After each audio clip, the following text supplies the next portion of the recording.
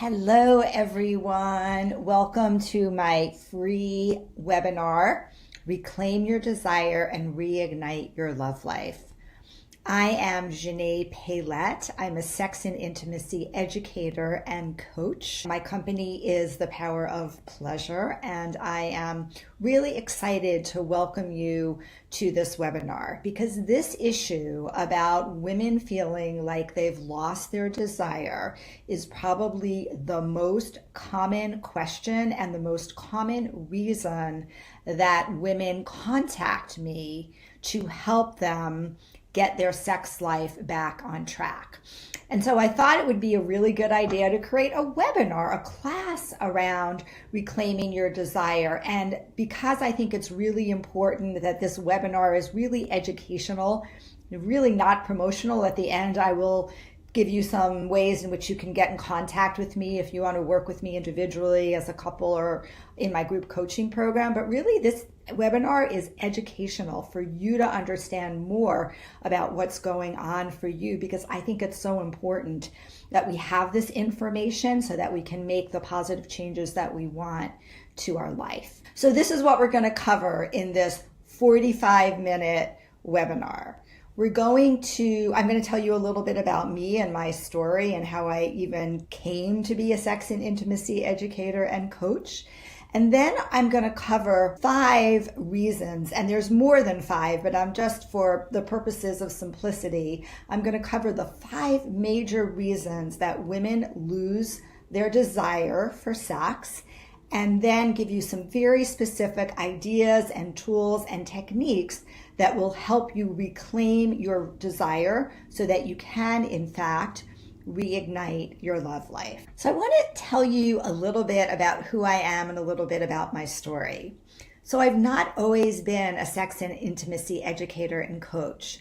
In fact, for most of my life, I was a healthcare lawyer living in New York City on the East Coast. Right now, I'm living in beautiful Northern California, as you can see from this picture of me sitting at the beach that's very close to my home. So the way in which I became a sex and intimacy educator and coach happened through my own journey around my sexual healing and my sexual awakening. You see, sex has always been a problem for me. It hurt. Sex was very painful from the very first time I had sex when I was 16 years old, all the way into my marriage. And rather than doing anything about it because I didn't know what to do about it, I ended up just living in a sexless marriage for over 26 years. It didn't start out sexless. My ex-husband and I did have sex. In fact, we have 2 children. But sex was always uncomfortable. It was a drag. It felt very painful. I didn't have pleasure. I didn't have orgasms. And so after my second child was born, when I was in my early 30s, I just made a decision to basically close up shop. It didn't happen all at once. It happens gradually, which is usually what happens when couples start veering into a sexless marriage.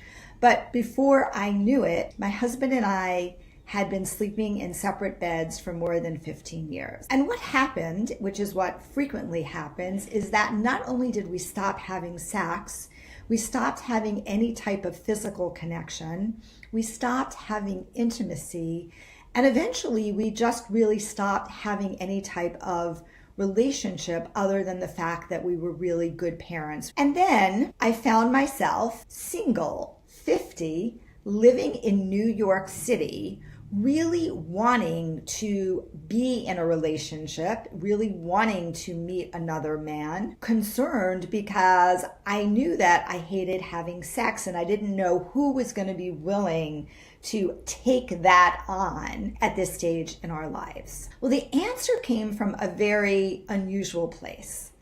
I met a man on OkCupid in New York who had some experience with Tantra. I didn't really know what Tantra was, but he was very open, and I was actually able to talk to him and tell him that sex was a problem for me. And he said to me, Xanet, I think that we should experience some Tantra together because I think you might have a different experience with sex. And I was like open to it because I felt pretty broken, which is what happens when you feel like you can't have intercourse or it's very painful. I just felt like a broken woman. And it sounded somewhat interesting. And he offered me a night of goddess worship. I'd never been worshipped like a goddess before. I didn't even know what goddess worship was, but I was intrigued enough to say, okay, I'm in. I have to tell you that that night of goddess worship was perhaps the most powerful night in my life. Not in terms of the sexual experience that I had or the amount of pleasure and orgasms that I had, but it was transformational because I began to see that I could have a different relationship with sex than I had ever experienced before. What made this night so unusual for me is that the experience was completely different. For starters, I was actually treated like a goddess. There were roses on my bed. He drew a bath for me. There was beautiful music playing and candles. So I felt very cared for, and that the atmosphere was very interesting and alluring and felt a little bit romantic. My friend at the time told me that he wasn't going to take his pants off, so I knew that I didn't have to give back. He was really good at checking in with me, like checking in and seeing what I liked, what I didn't like, asking me if I wanted to stop, never pushing any boundaries. He was very attuned to my body and my breath, and he really helped me learn how to take deep breaths into my body. And that really changed things for me, because as I breathed deeply into my body, I started to experience sensation that I had never experienced before. I actually had some pleasure that night. I didn't have an orgasm, but I had pleasure and I had sensation. And I left that evening with hope. Hope that, things could change for me. Hope that sex could be enjoyable again. Hope that maybe I can find an orgasm. And hope that I wasn't going to be a broken woman, that there was a future for me in my sexuality. That night was the precipitating factor that made me change my life and leave New York, the East Coast, all of my friends and my business, and moved to California, where I could really take a deep dive into women's sexuality, where I was able to study with some of the most renowned teachers and coaches in the world, and was able in a relatively short period of time to basically get my own PhD, if you will, in sex. So I became a sexological body worker and a holistic pelvic care practitioner, a somatica sex and intimacy coach, and a Tantra educator. I actually teach Tantra courses at the Ecstatic Living Institute. Another really crazy thing happened to me as well. When I started my business, I also had this idea that I wanted to write a book. And the summer of 2018, my book was published, Living an Orgasmic Life, Heal Yourself and Awakening Your Pleasure. It's a book that talks about my own personal experience and my own personal journey around sexuality and my sexual healing and awakening. It's very personal and very vulnerable. I also include a lot of stories from my clients' experiences. And then of course, there's a lot of practical tools and tips to help you not only understand your issues that you might be having with sexuality and loss of desire, but also how you get it back, how you awaken your pleasure. And much to my surprise and delight, it actually became a bestseller.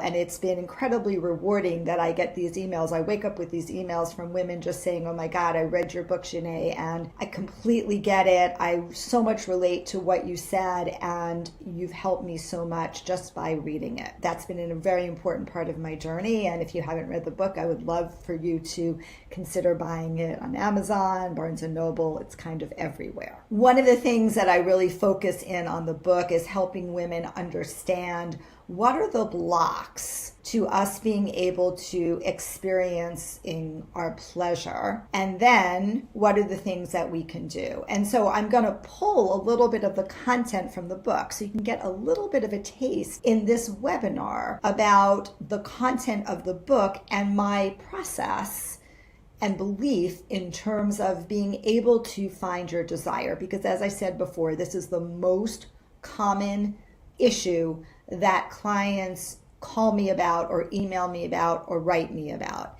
And it's what I spend a lot of time working on. So I want you to get the benefit of all of that information. Okay, so we're going to start by looking at the number one reason why women lose their sexual desire. So the number one reason that women lose our desire for sex is because we are not feeling emotionally safe with our partners. Now, this is a little bit of a broad generalization, but most women really need to feel emotionally connected with our partners. Think about it. When we are sexual, we are at our most vulnerable. Our legs are wide open. Our heart is wide open.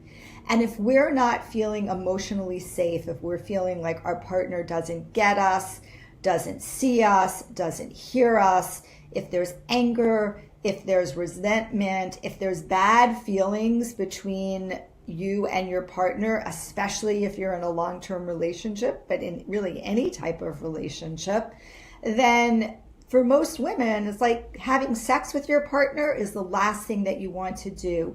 And it is a huge tamp on our desire. So let's now talk about ways in which we can start feeling emotionally safe if this is something that you relate to. So ways in which we create emotional safety.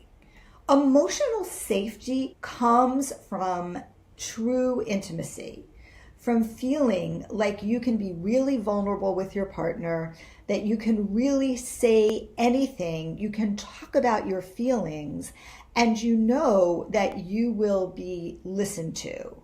Not that they're going to try to take care of you or try to fix you. A lot of partners feel like they need to do this, but they can really just hear you, listen to your feelings, and have some empathy.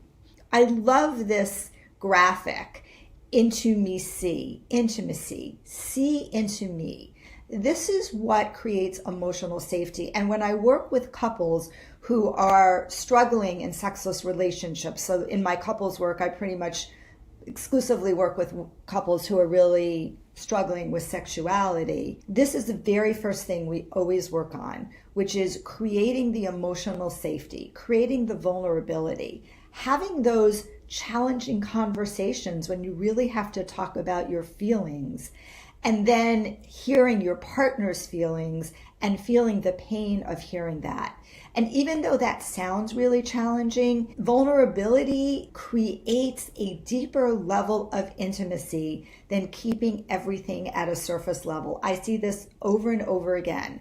When we can create the emotional safety, when two people can really talk about what's going on for them, talk about their feelings, know that their feelings are being heard and respected, even though they might not be agreed with, it creates a much deeper sense of connection.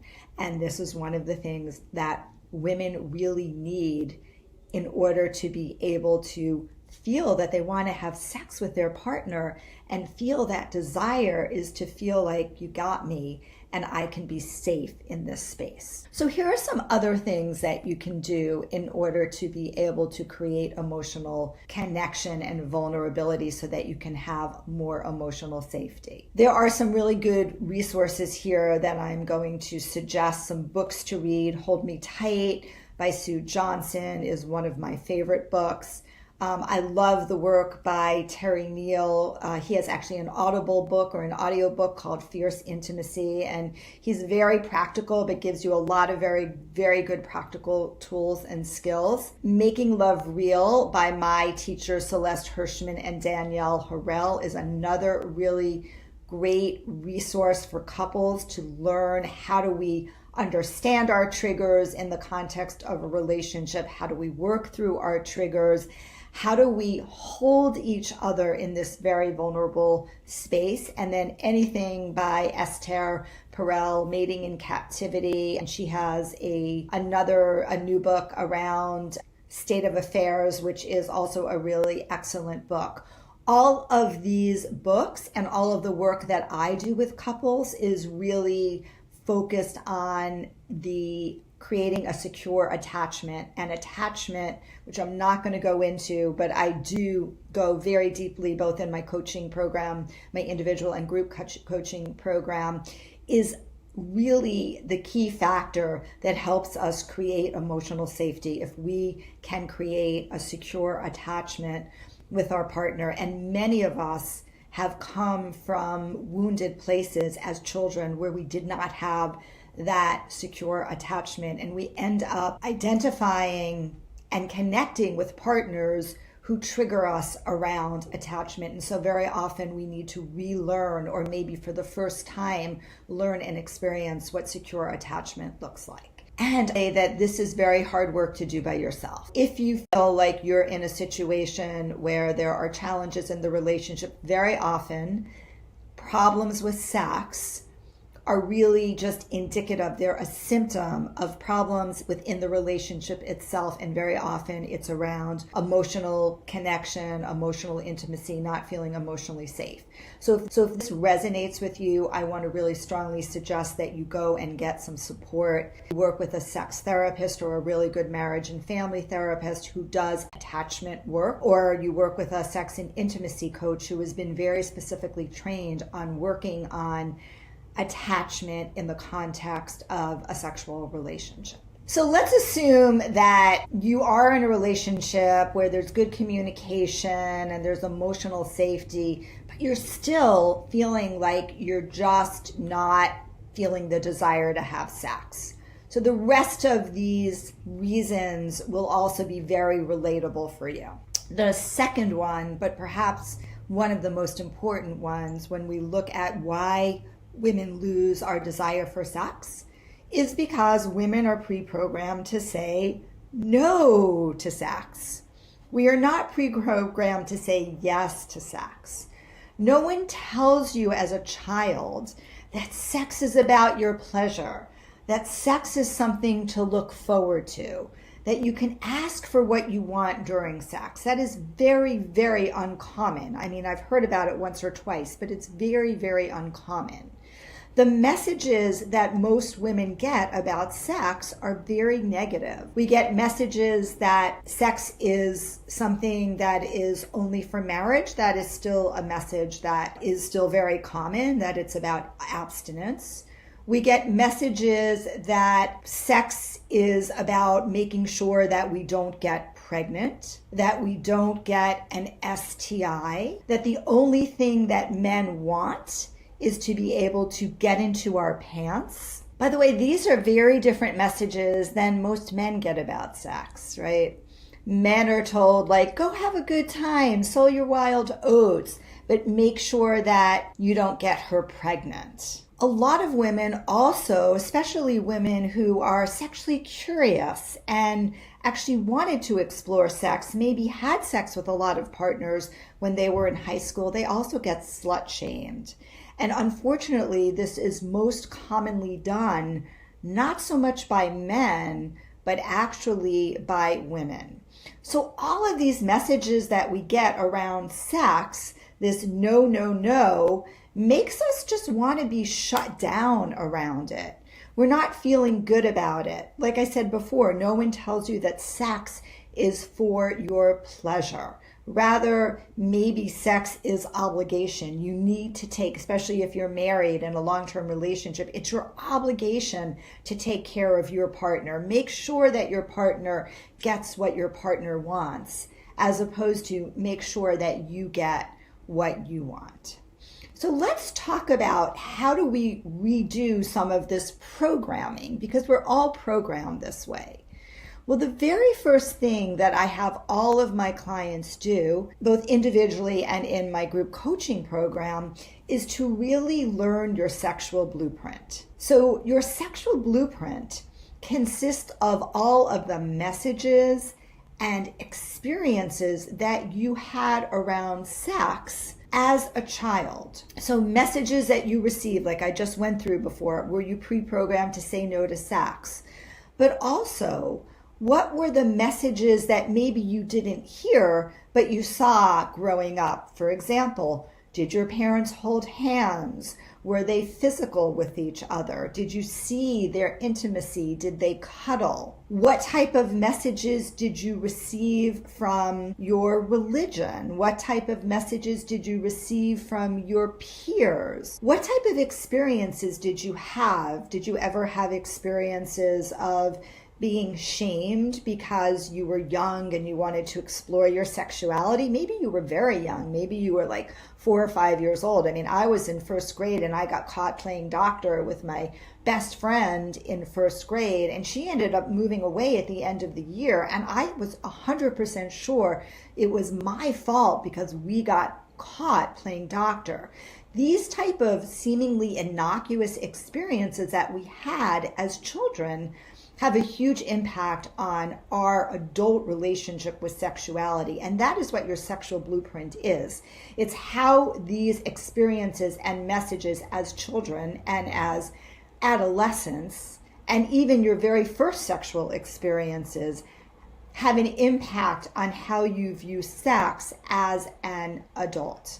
And of course, for any of you who have experienced sexual trauma and abuse, which is sadly so common, and I see this all the time in my clients, that impact, sexual abuse, emotional abuse, physical abuse, verbal abuse, any type of abuse, really impacts the way in which you relate to your sexuality and the safety or lack of safety that you have around sex and around members of either the opposite sex or the same sex, depending upon who was an abuser. So here's something that you can do in order to be able to, as this slide says, break free from shame. Because what happens, what you'll notice when you do your sexual blueprint is there's this shame thing that shows up.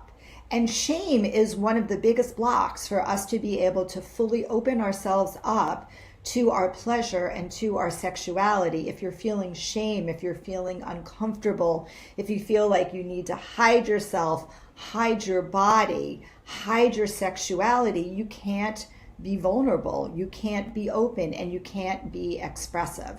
We all experience shame. In my book, I call shame the nastiest 5-letter word in the universe. And it really is, because we all experience so much shame that there's shame even talking about shame. One of the people that's really helped us break out of this has been all of the work that's done by Brené Brown. If you haven't seen any of her, if you haven't read her books, I strongly suggest that you go watch her TED Talk on vulnerability and shame, and you will see how potent shame is and how incredibly powerful it is when we start actually dealing with it. Because the thing is, we all experience shame. It is an absolute human experience. There's not a person on this universe who hasn't experienced shame. So one of the best things that you can do in order to break free from your shame is to actually talk about it. And I often do this with my couples. I actually have them do this together, but I'm suggesting today that you do it with your best female friend. You could do it with your partner too, but it's really great to do it with your best female friend. Have a shame-a-thon. And a shame-a-thon means that you actually look at your sexual blueprint, and you'll see, if you sign up for my email after this webinar, that one of the things that you're going to receive is your a sexual blueprint guide, which is going to provide you with all of these questions that you'll be able to look at. And then you actually talk to your friend about some of the shame experiences that you had. Because one of the best ways to be able to break free from shame is to talk about it. Talking about shame normalizes shame. For me, one of the most shameful experiences I had that I write about extensively in my book was an experience with my dog, Lucky, when I was 7 or 8 years old. He liked to lick my genitals, and that felt really good for me. But I also knew, having already been shamed by my mother for playing doctor with my friend, that this was a really bad thing. And it created a lot of shame for me. It created a lot of anxiety for me around oral sex. I didn't realize this till way, way later in life when I started going through my own healing journey. But this is how the shame actually impacted me. And when I was able to finally share it and talk about it at a seminar and explain my story, first of all, it was super hard to do, but once I did it, I felt so much freer. And then also, like, 2 other people came up to me and said, I've had similar experiences, like with a dog or with a cat. I used to rub myself against my cat, and I'm like, oh my God, I'm not crazy. I'm not abnormal. Have a shame-a-thon with your BFF. Another thing that you will probably notice when you do your sexual blueprint, this is a huge issue for women around shame, is that we have a tremendous amount of body shame, especially after we've gone through a transition, having had a baby, going through menopause, gaining, 10 pounds in college, or what do they call it, the freshman 20, right? All of this stuff. And, ladies, all of you, no matter what size your body is, no matter whether you have all of your body parts or maybe you only have some of your body parts, like, you all are gorgeous and beautiful. I love this photo because it's just so beautiful. The diversity of sizes of bodies, of shapes of bodies, of colors of bodies. And what you will work on if you end up working with me individually or especially in my group coaching program is really doing some very powerful exercises that helps you reframe your relationship with your body. And you will learn how your body actually is your biggest ally. So many of us like shame ourselves and blame our body. I did. I blamed my body for all of the ways in which it let me down and it caused me pain and it gave me UTIs. And when I was able to reframe that and realize like, oh, actually my body was just trying to protect me from pain, I was able to start to have a new relationship with our body. And that's a very important piece of getting rid of our shame and feeling our sexual desire, is getting back into our body and really appreciating it. The number 3 reason that women lose their desire for sex is that we're in our heads and we're not in our bodies. So this shows up in a lot of different ways. It shows up when we are being sexual with a partner and we're thinking and we're worrying and like, oh, I think I'm getting aroused. I'm starting to feel like I might have an orgasm, but oh my God, the more I think about it, the less likely that's going to happen. As a society, we spend a lot of time in our heads right now. Technology has placed us in our heads. But think about it. Sensation and pleasure and sex, it happens in our bodies. And yes, our brain is a big piece of this. And for many women, our brain needs to be stimulated as well as our bodies. And that might vary. Maybe it's visual stimulation. A lot of women are very oral. So many women, like, I know this is true for me. Like, I want a sexual partner to tell me, man, you're hot, Xanet, or God, I just like love the way you smell. I mean, that's one of the ways, that's part of my love language as well. But it helps like stimulate my brain, and I can also feel that in my body. One of the best things that you can do is really work on getting in our bodies. And there's a number of ways to do this.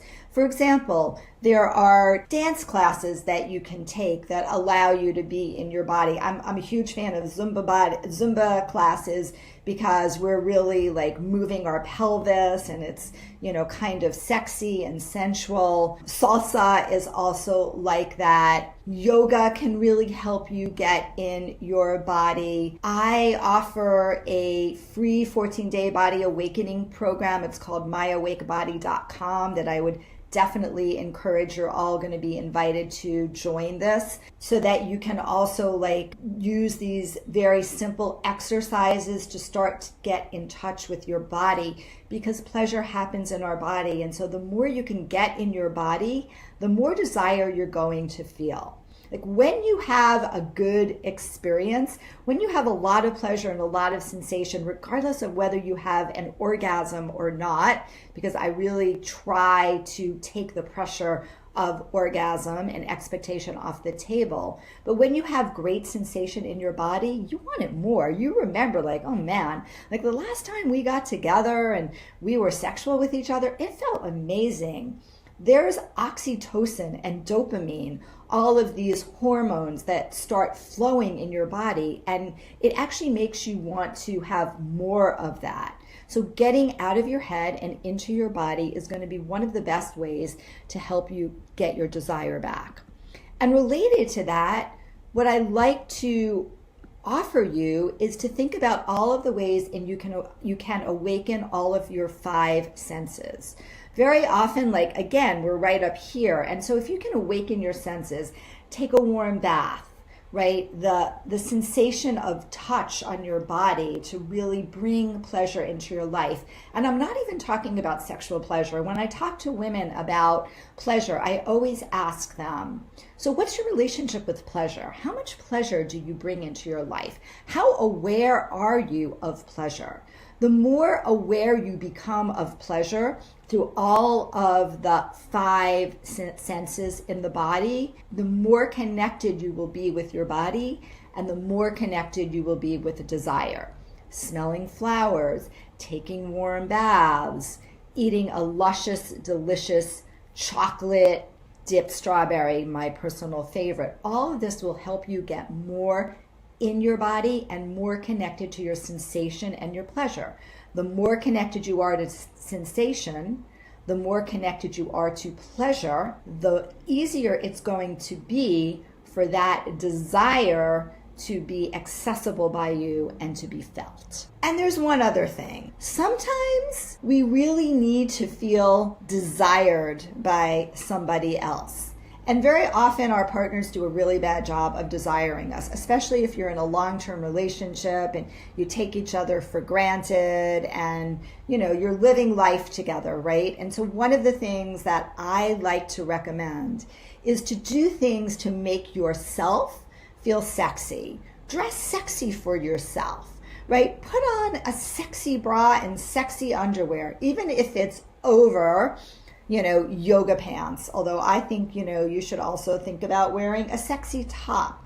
Like starting to do things for yourself to make yourself feel sexy will really help stir up your desire. And another thing that you can do, and I'm a huge fan of this, is get together with your girlfriends. And this is true whether you're married in a relationship or whether you're single. And go out, get dressed up, feel sexy, and flirt with people. Flirt with men, flirt with women, but just go to a place where you can exercise that flirting muscle. Other people thinking that we're cute or that we're sexy, that brings up our desire. And I'm not suggesting, especially if you're in a long-term monogamous relationship, that you act on that, but feeling like somebody or some other people are desiring you allows you to bring it back into the relationship. Sometimes we kind of have to do like a reboot of our system, and I believe we have to go outside of the relationship.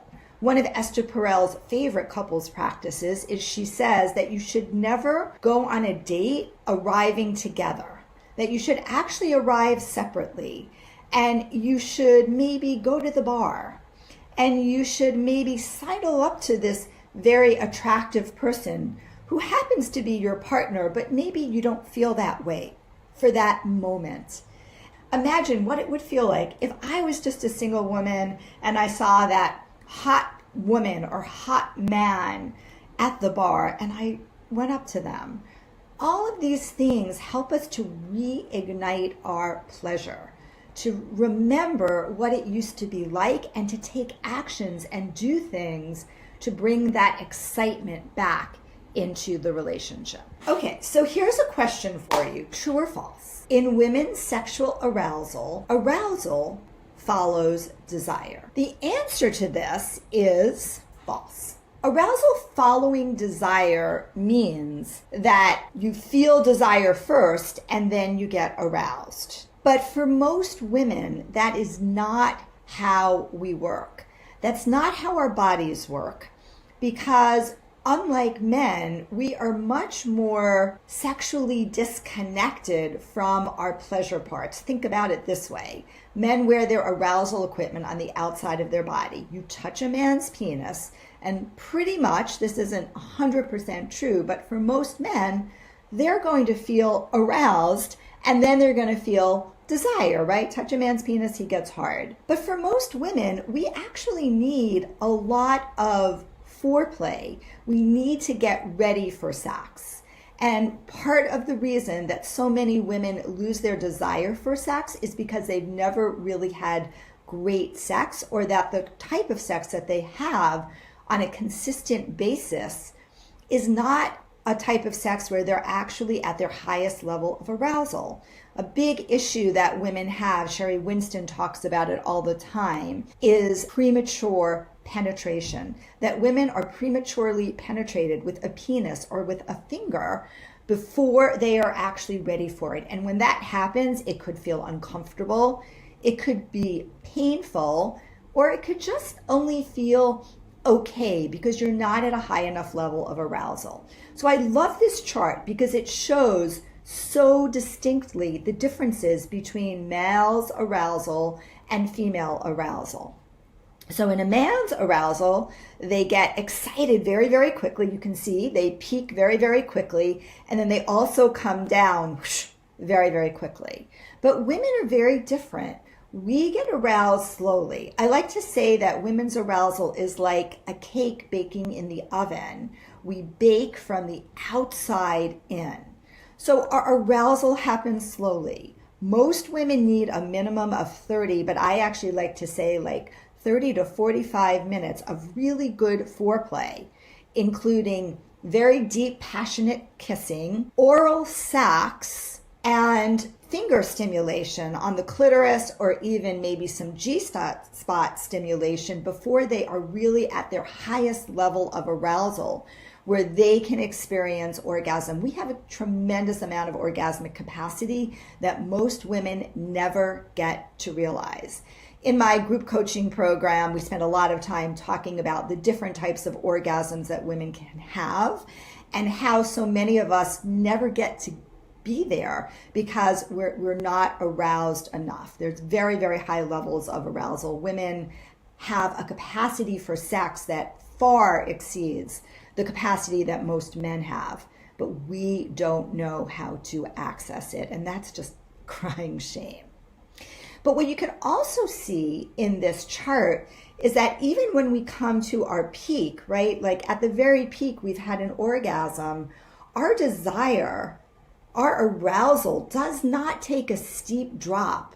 Men have prolactin, which actually surges through their system, which brings the erection down and brings their whole system down. A lot of men will fall asleep after sex or feel very sleepy. For most women, again, broad generalizations, that does not happen.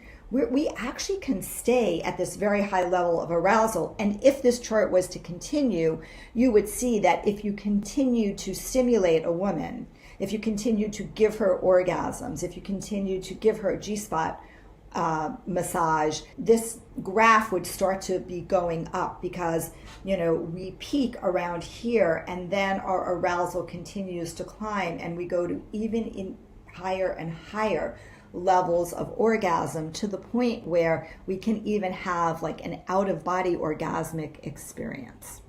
There's a lot more around orgasmic energy, and I spend a lot of time talking about this in my online program when I work with women and often when we're doing couples work as well. But this is a very rich area, and it's an area that most women haven't explored. And it's an area where you can really find a tremendous amount of pleasure. And when you're having those orgasms and the dopamine is flowing, dopamine is like crack cocaine. It is highly addictive. When you get those huge surges of dopamine, man, I've had some amazing orgasms. All you want is more sex and more orgasms. That is another way in which we can reclaim our desire. And finally, a lot of women are bored in their sex lives and they don't know what they want. So boredom is becoming a bigger and bigger issue. Recently, there was a very good book that was released by Wednesday March, Dr. Wednesday March, called Untrue, in which she really looks at the data and research around women's desire. And she talks about a lot of very important things. But what I want to focus on in this slide is the fact that women get bored very easily that women actually need a lot of variety in sex. I think many of you might relate to this, and we actually get bored a lot easier than men do. There's actually data that shows this, that we need constant change, constant stimulation, and it could be something simple as instead of having sex in the bedroom, we're going to have sex in the living room, or we're going to have sex in the shower, or we're going to have sex outside or in our hot tub, right? Or we're going to try different positions, or maybe we're going to try to put chocolate syrup all over each other and lick each other's body. There's a really good book, The Guide to Getting It On, that has like a gazillion different things that you can do. But this is a really important element for women. We get bored very easily. And one of the ways to get your desire back is to do a lot of fun and different and interesting things. And related to this, and the other piece is, very often we don't know what we want and we don't know how to ask for it. We may not know what we want on our body. We just know what we're getting we don't like, and it's not feeling good.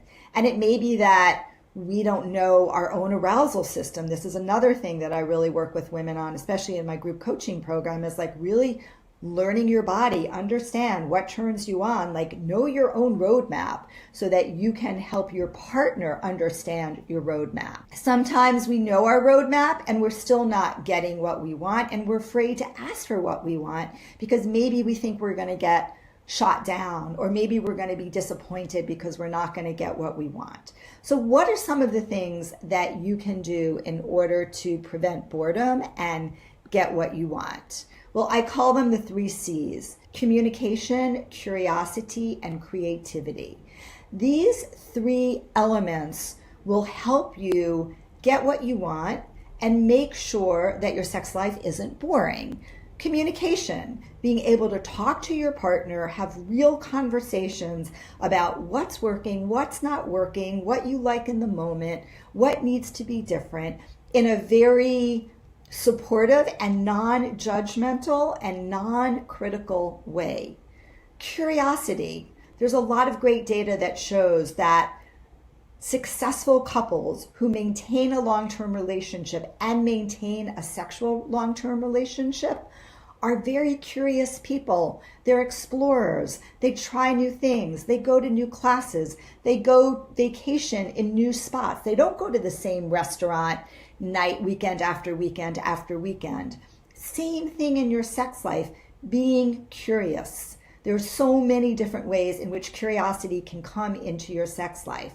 And related to that is creativity. How creative can you be? Can you figure out what you'd like to do tonight? Can you create a scene? Can you get dressed up? Can you role play? Can you have a sensual dinner? I can go on and on and on. But these 3, communication, curiosity, and creativity, are very, very important for you to be able to know what you want, get what you want, and not get bored in your sex life.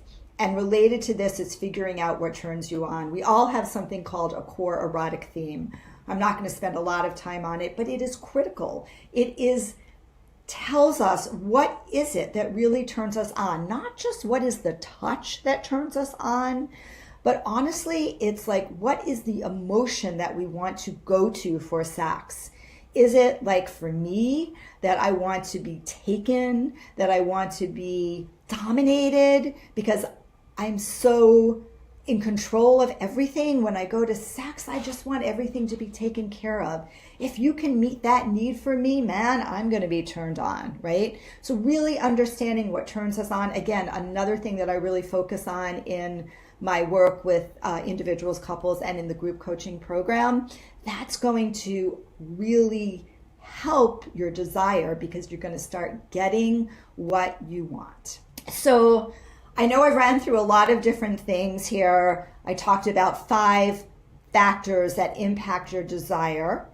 If you're interested in finding out more, as I said, I do individual coaching. I work with couples, especially couples who are really struggling in their sex life. I like to say that from sexless to sexy, I really help couples get from a sexless marriage back into a sexy marriage. And I have a beautiful group coaching program for women as well.